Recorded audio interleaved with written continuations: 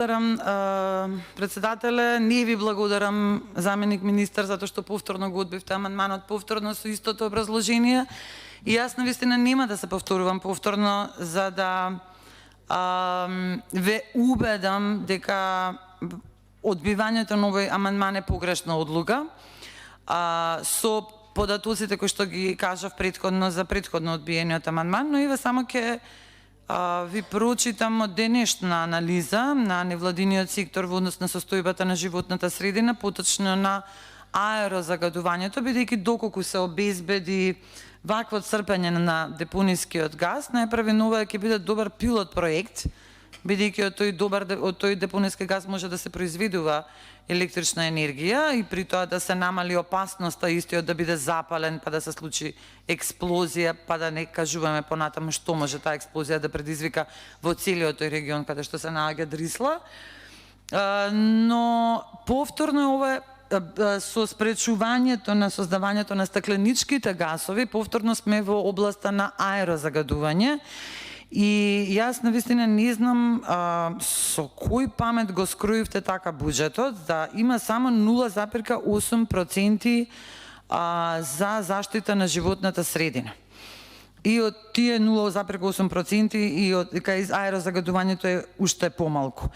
И јас не знам како да ви објаснам и на вам и на колегите од мнозинството како расте бројот на прерано починати лица во Република Македонија заради загадување со честички PM2 и PM5 со азот, диоксид и со озон.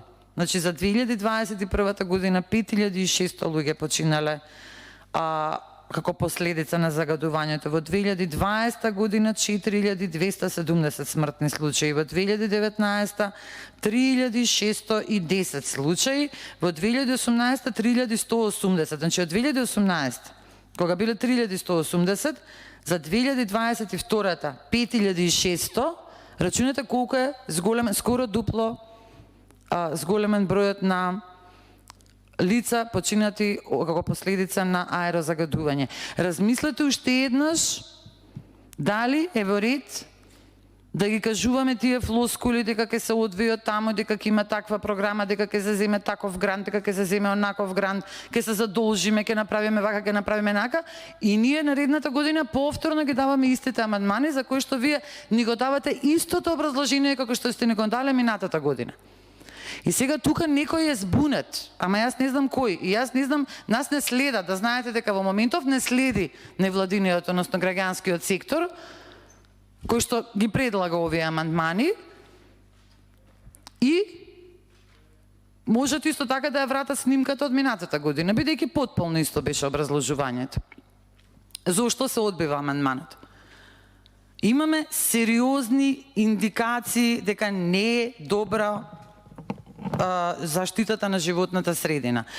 И од граѓаните кои што лично го чувствуваат тоа, меѓутоа и од целата меѓународна заедница, и во извештајот за Европската унија се спомнува тоа, а се спомнува и во анализата која што е направена од Светската банка и која што дали утринава или вчера беше презентирана пред пратениците.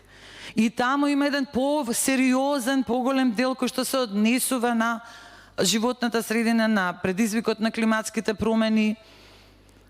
И вие понатаму одбивате, и колеги, вие понатаму се гласате против. Па јас не знам дали вас не ве боли главата кога ќе излезете и кога ќе ви замирисе вака на сулфур, особено во месец декември. А ве боли, знам дека ве боли. Немам друг коментар. Освен да ве замолам уште еднаш да размислите, колеги, вие кога ќе гласате да го поддржите амандманот. Ви благодарам.